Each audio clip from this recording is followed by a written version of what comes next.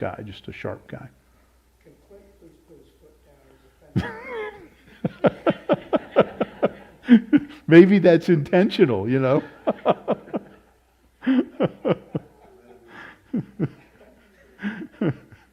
Yeah, I should never have said anything because, you know. Yeah. All right, let's turn to Ruth chapter 3.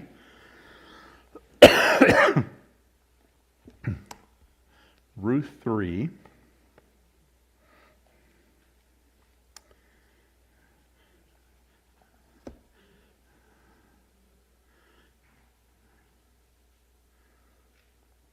And let me mention as well, I mentioned the Christmas Eve service. So a week from tonight is Christmas Eve. So that's at 6 o'clock. And then a week from that is New Year's Eve. And New Year's Eve, we're doing just a regular midweek service, only we're doing it at 6 o'clock, not 7 o'clock. And I know that I'm going to end the service and somebody's going to walk in at 7, but I'm going to try to announce that we're going to do 6 o'clock instead of 7 o'clock on New Year's Eve. It's not a New Year's Eve service, not a watch night service. I'm not staying up till midnight. What's that? Did you say you're staying up till midnight? No, you said, I was confused. I thought you were talking about Christmas Eve. No, not Christmas. Well, Christmas Eve and New Year's Eve, they're both at 6 o'clock. All right, don't confuse me. Okay. I've already confused myself. All right. I take a week at a time. A week at a time. All right. I got till Okay. Friday. Good. All right. So Abby, just forget what I said. And yeah. All right. Yeah. But and on New Year's Eve, you don't have to pay attention to this, but New Year's Eve, we won't have Royalty Club or Patch Club, so we'll have everybody in here for that Wednesday evening service. And it'll be 6 o'clock to 7 o'clock, and I don't know what we're doing yet, but I have some ideas. All right? Okay, so we've been studying through Ruth, and as we go through Ruth, I have enjoyed studying Ruth more than I ever expected to. I really expected it to be like a week, maybe 2 weeks at the most. But the more I've studied Ruth, the more it just has a lot to it. There's more to it than I really expected or thought. And so I've so enjoyed it that we're not going to finish it tonight. We will come back to it the second Wednesday in January and finish it and move on to the next section. It's going to tie us into the next section that we're looking at. But tonight, we've gone through chapter 1, which is Ruth's resolve. What did she resolve to do?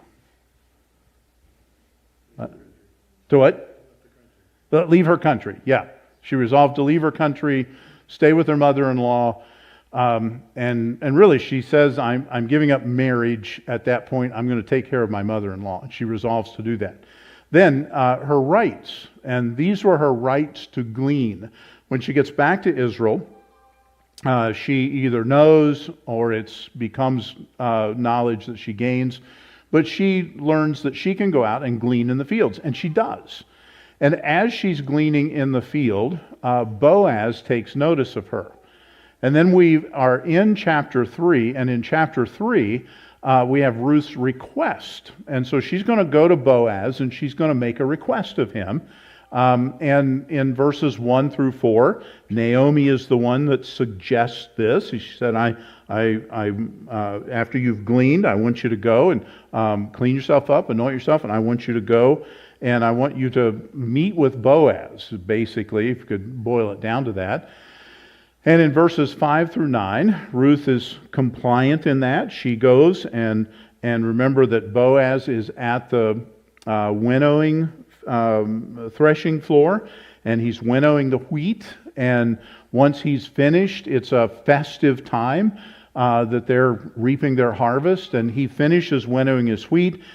He's eaten. He's finished his work for the day. He lies down somewhere. She comes and she lies at his feet and uncovers his feet. And then, if you remember, in the middle of the night, he wakes up, realizes she's there, says, "Who are you?" And she answers, "I'm Ruth, your maid." And she asks him to spread her covering spread your covering over your maid, for you are a close relative. In other words, I want you to fulfill the role of the kinsman redeemer. I would like you to fulfill this role that's in Deuteronomy of marrying somebody who is a widow and raising up children in the name of the one who died, in this case, Mahlon.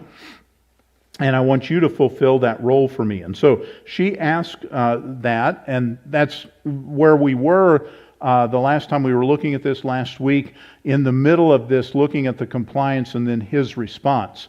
And so we're going to come to the end of that in chapters 10 through 18, and Boaz is going to acquiesce to this. He's going to say, yes, I would like to do that. So I want you to look a little more at the details of that. So let's go to chapter 3, verse 10. Chapter 3, verse 10. And after she has come to him, uncovered his feet, he's realized she's there, she's made her request. Here's his response, verse 10. Then he said, may you be blessed of the Lord, my daughter. You have shown your last kindness to be better than the first by not going after young men, whether poor or rich. Now, my daughter, do not fear. I will do for you whatever you ask. For my people in the city know you are a woman of excellence. Now it is true, I am a close relative. However, there is a relative closer than I. Remain this night, and when morning comes, if he will redeem you, good. Let him redeem you. But if he does not wish to redeem you, then I will redeem you. As the Lord lives, lie down until morning. So she lay at his feet until morning and rose up before one could recognize another. And he said, let it not be known that the woman came to the threshing floor. Again he said, give me the cloak that is on you and hold it. So she held it. And he measured 6 measures of barley and laid it on her. Then she went into the city. When she came to her mother-in-law, she said, how did it go, my daughter? And she told her all that the man had done for her. She said, these 6 measures of barley he gave to me, for he said, do not go to your mother-in-law empty-handed. Then she said, wait, my daughter, until you know how the matter turns out, for the man will not rest until he has settled it today. All right, so let's look at some of the specifics that are in this. In verse 10, these are some things we saw last week, so I'm going to move through these just to remind you so you know where we are. He notes in this, as he's talking to her, you have shown a great kindness because you've not gone after young men. And remember, probably Boaz is her father-in-law's generation. So Boaz is definitely older than Ruth by quite a bit, apparently.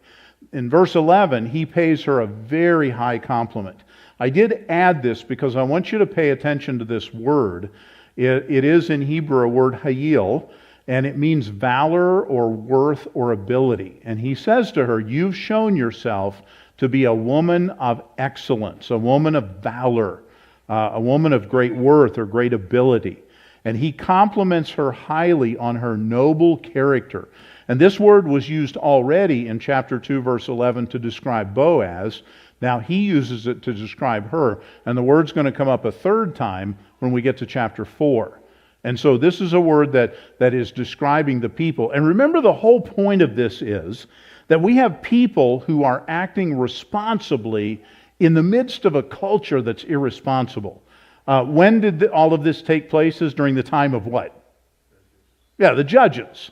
And if you think back to the Judges, you had these periods of revival. We could be in one during Boaz's time. But there's a lot of evil. I mean, you've got Gideon, who did some great things, but then he made some terrible decisions. You've got Samson, who was a man of faith, but he was a man of the flesh. And this was characteristic of what was taking place. And of course, the catchphrase in Judges, every man did that which was right in his own sight or his own eyes. And he said, here we come in the middle of all of this that's going on in Judges, and here's this wonderful story of a few people who act responsibly in the midst of corruption. They are just shining lights in the middle of darkness. And what a breath of fresh air they are. After reading Judges and studying it, to come to these people and see Boaz describe her as a woman of noble character. This is somebody who's worthy of some honor here. When he comes to verse 12, he notes, he says, "Now, it is true that I'm a close relative. However, there is a relative, the Hebrew word goel, is closer than I." There's somebody that has a claim that is higher than mine.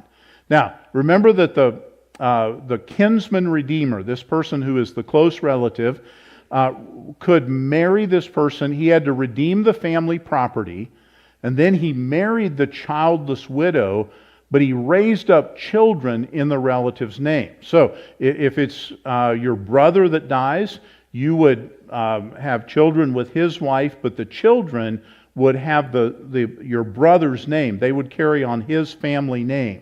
And this was a responsibility of the kinsman redeemer. If he couldn't do it, that responsibility extended to the next of kin. And so, verse 12, I'm a close relative, but there's one closer than you. Deuteronomy 25, verses 5 through 10, talks about this. It gives the rules for it, and it tells us that the wife can, or the woman can actually initiate this and ask that it be taken place, that it take place. If it doesn't, then it describes in Deuteronomy what is to take place if it doesn't happen. That the woman can call him before the elders, and actually you have the sandal again, and she takes the sandal and spits in his face, and he's disgraced because of his refusal to do what he's supposed to do. And Christ is actually called the kinsman redeemer in Isaiah 59, verses 16 through 21. Now, this is where we left it last week. So we pick it up. This is new from here on. In verse 13, he finishes his talk with her, and he says, "Remain this night, and when morning comes, if he will redeem you," talking about the one who's closer, "then good, let him redeem you. But if he doesn't wish to redeem you, then I'll redeem you. As the Lord lives, lie down until morning." So I want you to notice a couple of things about this. He says, if he will redeem you, then good. And here is more about the honor of this man. I want you to notice three things about him. Boaz could have looked at Ruth and said, "Man, I really like you. Let's just do it." And it almost seems as if this other kinsman doesn't know that he is the closer relative. Now, I don't know if that's true, because they were really big into knowing who their relatives were and knowing what their rights and responsibilities were. But here is Boaz, and he is clear to say, you know what? I can't jump the line. I've got to do this honorably. If I'm going to do it, there is somebody that is closer than me to you. And so I've got to give him the opportunity to do it. I've got to be honorable, and I've got to say this is the right thing to do. And so I'm going to do the right thing. And so he honored the rights of the nearer kinsman. Secondly, in this verse, he affirms his willingness to redeem her. It almost seems as if he anticipated this. I mean, when you read it, do you kind of think that? He's noticed Ruth, he's asked who she is, he has lunch with her, he gives her extra, he tells her to stay in the field. It seems like he noticed her. And it doesn't seem like a grandfatherly noticing of her, but he truly looked and said, wow, this is a special lady here. And so he may have anticipated her request, but he says clearly, I am glad to redeem you if I can. And then thirdly, he didn't send her home in the middle of the night. Now, I don't know how much we make of this, but it would have been dangerous to tell her, okay, thanks for coming, I'll see you. He tells her, you wait until morning, and then it's much safer because people are out and you're not susceptible to somebody attacking you in the middle of the night. And at that point, it goes on and it tells us, and in verses 14 through 18, and by the way, the verse number on here is wrong. It should be verse 15, where it says that he took 6 measures of barley and laid it on her. What does it mean when it says he laid it on her? I didn't know this until I was reading about it. What is it? All right, put it on her shoulder would be one. On her head. Probably on her head. It could have been shoulder, but it was probably put on her head. So how much would 6 measures of barley weigh? I didn't know this either, so if you know it, I'm going to be really impressed. Do you have a note in your Bible? 37 pounds. All right? It's actually around 60 pounds probably. Yeah. So if you think of, I'm used to dealing with 50-pound bags of feed for my cattle, and, I'm, crippled now, so I have to figure out ways not to use this shoulder. I have to throw those on my knee and pop them up and do things. But man, that's, if you throw 60 pounds on your head or on your back, this is somebody who did some work, was in pretty good shape. And so he gives her these 6 measures. And of course, he had her take her garment, and they bundled it up and tied it, perhaps put it on her head, perhaps put it over her shoulder. But she carried these 6 measures of barley to her house. And so maybe on her head, we don't know for sure. Now she goes back home, and what a relief. There's a little bit of relief, but there's a little bit of, I don't know, what would you call it? Like, what's going to happen? Rebecca? What? Apprehension. Maybe that's a good word for it. Yeah, she's gone to the one she wants to redeem her, and he said, I'd love to do it, but I have to be an honorable man about this. There's somebody closer. I'm going to be redeemed, but I don't know by whom. I want it to be Boaz. But I'm going home knowing that my life has just changed, but I don't know what's going to happen. And when you finish this, Naomi and Ruth have done all that they can do. They can't do any more for themselves. They have followed the laws, they have done their part, but the remainder is up to the kinsman redeemer. He has to do the work now. He has to go negotiate for them. He has to redeem them. Who does that remind you of a little bit? Yeah, Christ. Yeah. When you really begin to study just Boaz is a picture of what Christ does for us, that He redeems us. We have to come to Him, request it, and He does it for us. He has already accomplished it in the New Testament, but here is the truth that He is illustrating for us, that we need a kinsman redeemer. We need somebody to get us out of our awful, destitute situation. We need somebody to help us change our life and make us completely different. And that's what Boaz is going to do for them. He's going to go argue for them. He's going to negotiate for them so that their life is completely different. Well, that takes us then to chapter 4.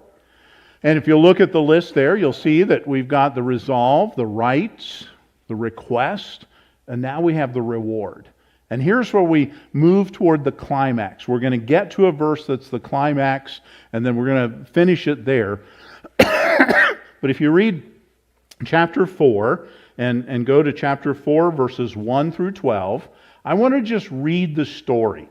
We'll go back and look at it, but I want you to get the story in your mind. So picture this as I'm reading it. I'm reading in the New American Standard. It flows a little better.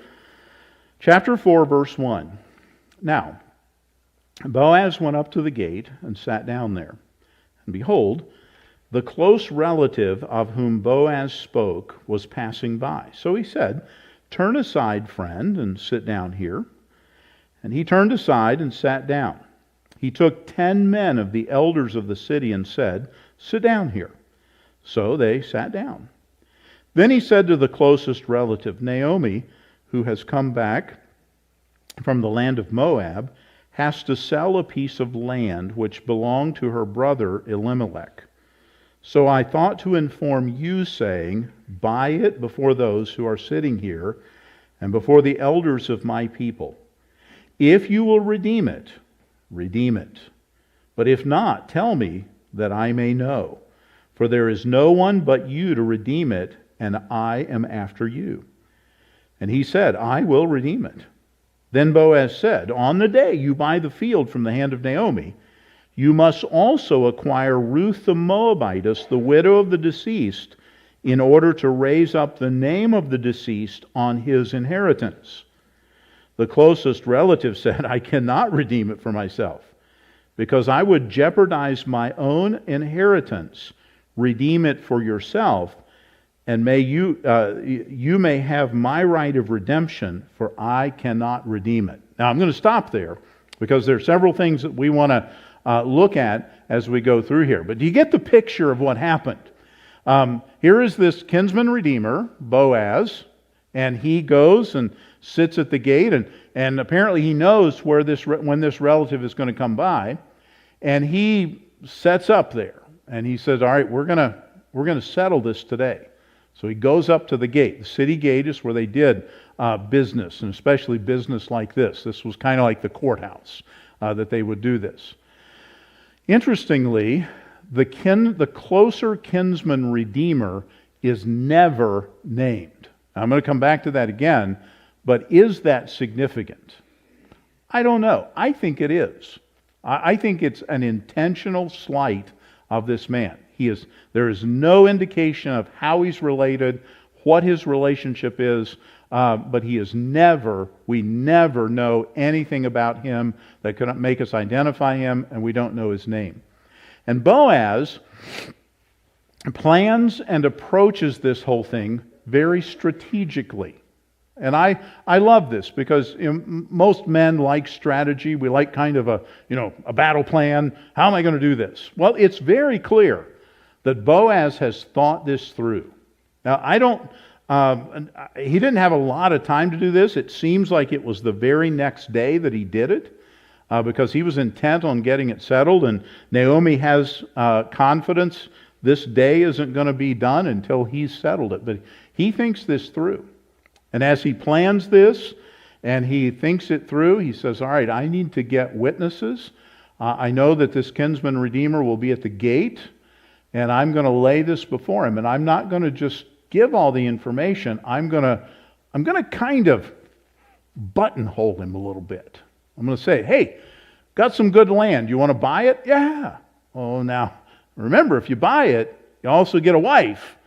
And if he has a son, if she has a son, then that son gets the land you just bought. And so he's strategically and very carefully planning how he approaches this so that he can get the answer that he's looking for, he wants. Now, why did the closer kinsman redeemer change his mind when he found out about Ruth? So what do you think? Here he is saying, yeah, I want to buy it. And then all of a sudden he says, no, I can't redeem it. And twice he makes the statement, I can't redeem it. I can't do it. All right, Mary? Because he would lose what he's in line for inheritance from his own family. Okay. If he takes hers, he won't get it. All right. I think we could just generically say he was worried about the inheritance. So, yeah. Todd? It's a lot of effort for no real payback. Yes, it doesn't in the end really benefit him at all. There's not much payback. He's going to have to really serve. He's going to get to be with Ruth, but she's going to have. If she has a son, the son isn't really going to be his. And I mean, it's really putting yourself out. And not a lot of payback for what you're going to do. Pastor Rogers. It seemed like he already had plans. Because from what I understand of the kinsman redeemer relationship, it's an unmarried person, like unmarried man marrying a widow. Like he's probably not Yeah. getting a second wife. Yeah. And so he probably has plans for somebody he already wants to marry and pass on his own inheritance to. Okay. Yeah. He may have somebody he's planning to marry. Now, I actually spent quite a bit of time this week reading about the kinsman redeemer, and I still have questions I don't have answered yet. So I'm trying to find like the expert on the kinsman redeemer. I haven't found that author yet. I'm not the expert, but culturally,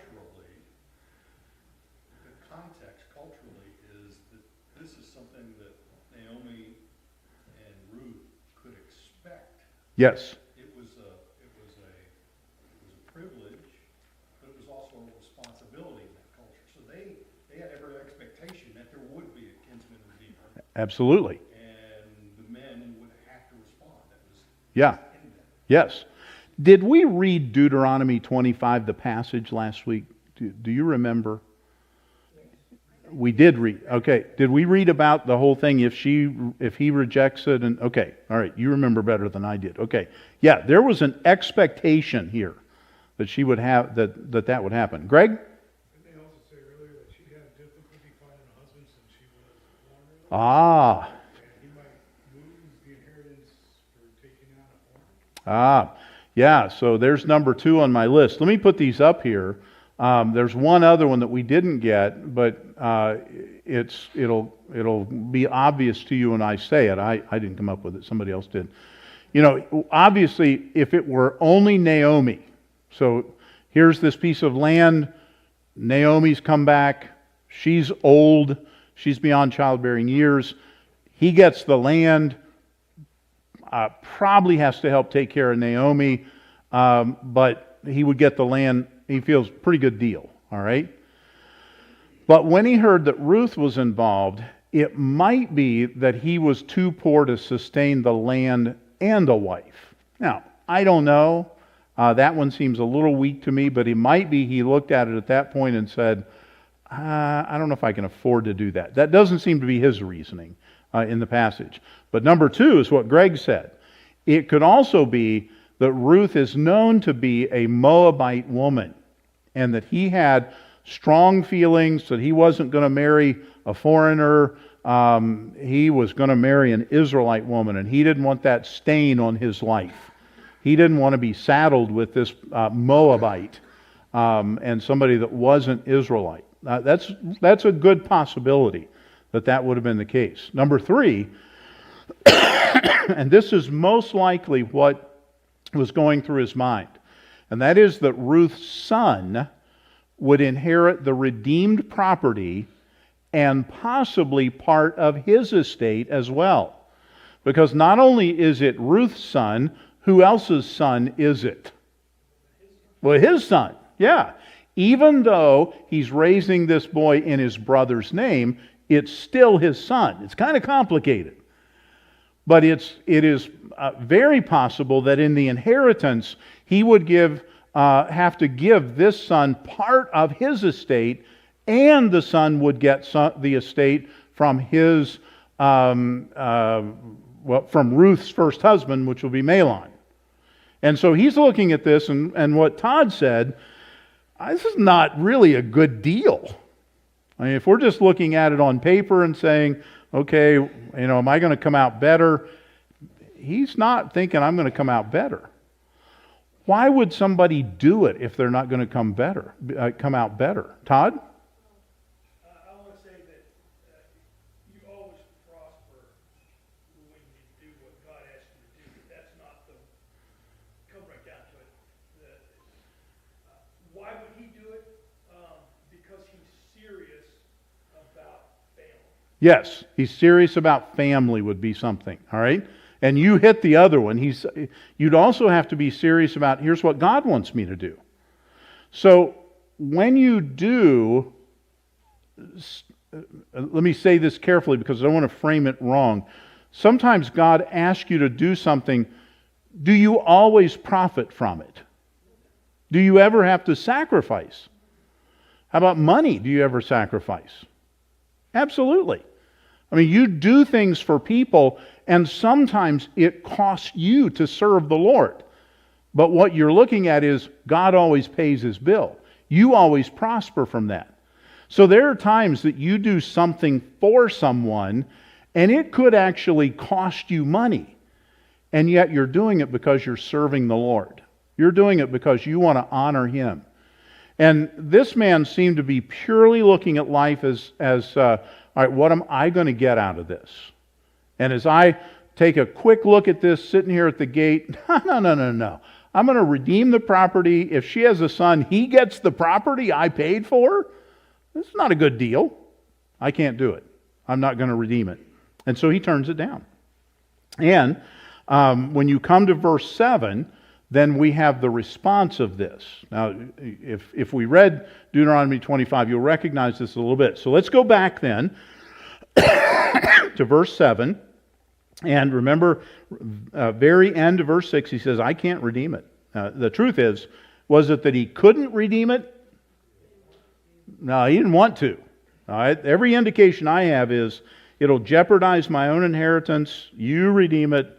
I'm not going to do it. Now, verse 7. Now, this was the custom in former times in Israel concerning the redemption and the exchange of land to confirm the matter, to confirm any matter. A man removed his sandal and gave it to another. And this was the manner of attestation in Israel. So, the closest relative said to Boaz, buy it for yourself. And he removed his sandal. Then Boaz said to the elders and all the people, you are witnesses today that I have bought from the hand of Naomi all that belonged to Elimelech, and all that belonged to Chilion and Mahlon. Moreover, I have acquired Ruth the Moabitess, the widow of Mahlon, to be my wife in order to raise up the name of the deceased on his inheritance, so that the name of the deceased will not be cut off from his brothers or from the court of his birthplace. You are witnesses today. All right, stop there for a minute.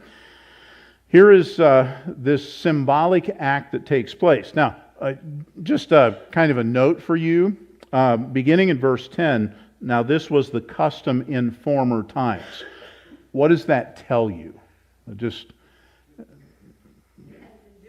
All right, they haven't been doing this, so this is being written when? A lot later, yeah.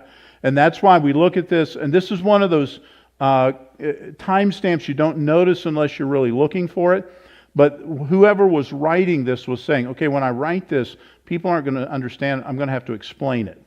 So it's being written quite a bit later, and it's probably at least during the time of David. Some people think that since he had to explain it, it would have been during the time of Solomon. I lean toward the time of David that it was written, and I even lean maybe before that Samuel, if Samuel was writing it, it could have been early in David's life that this was being written. And I think that fits the narrative a lot better. But he explains this custom. So he said, okay, here's what happened. This was the custom in former times in Israel concerning the redemption. And so when he says, a man removed his sandal and gave it to another, and this was the manner of attestation in Israel. So the closest relative said to Boaz, buy it for yourself, and he removed his sandal. So it's a funny picture to me, but here I am with Clint, and I'm saying, no, I don't want to buy it. Here's my sandal. Now, that seems odd to us, but that's what happened. And when he took his sandal off, and I'm kind of picturing it as though this is something that is an intentional act, and it's something that you don't do accidentally, so nobody could say, oops, he accidentally took his sandal off and gave it to the guy. No, he clearly made a decision, and he symbolically showed that he was making that decision. This was something that he did on purpose. And so this whole thing with the sandal is a dramatic, symbolic act, signifying that Boaz had the right to walk on his own land, the land that he purchased.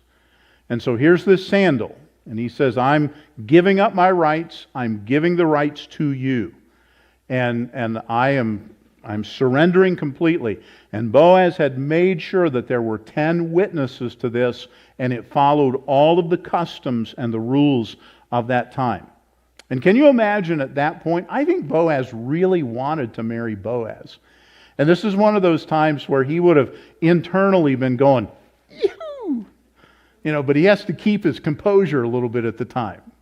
And so he goes through the custom, and he says, all right, I'm going to ask then that the elders affirm this acquisition. So in verses 9 and 10, he looks straight at these elders, these people he's gathered, the witnesses. And he said, I want you to affirm exactly what we've done here today. And he is careful to list it out. And I'd never really paid attention to this. I'm always just reading the story. But he's saying, number one, I bought the land. Okay, everybody agree? He sold me the land. Number two, I'm marrying Boaz. I'm marrying Ruth. Yeah, so everybody got exactly what happened here today. And I love this because it's, I find this helps everybody. Good fences make good neighbors. And he's saying, I want to be really clear what we've done here so nobody comes back later and says that we did something and tricked anybody. And so then you come to verse 11. And in verse 11, it says, all the people who were in the court and the elders said, we are witnesses. May the Lord make the woman who is coming into your home like Rachel and Leah, both of whom built the house of Israel. And may you achieve wealth in Ephratah and become famous in Bethlehem. Moreover, may your house be like the house of Perez, whom Tamar bore to Judah through the offspring which the Lord will give you by this young woman. Interesting, I won't mention it, but we had Boaz calling himself an old man, and we have them calling her a young woman. So there's clearly a disparity in age here. But he said, this young woman, we're asking that the Lord would bless you. And so he comes to this place, and he asks them, and they respond. They say, we are witnesses. Everybody understands the two parts of this, the land and the wife. And I believe at this point, I think you could almost preach a sermon on this, but you'd have to be careful about being too dogmatic. This unknown kinsman, he leaves the scene, and he slips into anonymity. Who is he? Don't know. What was this relationship? Don't know. Tell me anything about him. Know nothing about him other than that he was the closest kinsman. He lost his blessing. Carol? He only had one sandal. Yeah. Yeah. Yeah. You got a limp now. But I think there is a little bit of a lesson in the middle of this. Here's a guy who refused to do what the Lord told him to do. And he's not even named. He doesn't even get a mention in the text of the story. And the writer, I think, was intentionally leaving him out, saying, I'm not even going to tell you who it was. He's so dishonorable. He wouldn't do what he was supposed to do. He wouldn't do what he knew the Lord wanted him to do. Pastor Rogers? And if the assumption is correct that this story was written long enough away to have to retell what the custom was, he was probably forgotten in a generation or two. Oh, yeah. Yeah. He was definitely forgotten. There might have been people that were living during that time that looked at him and said, man, he missed out, but yeah, nobody knows him. Still don't know him today.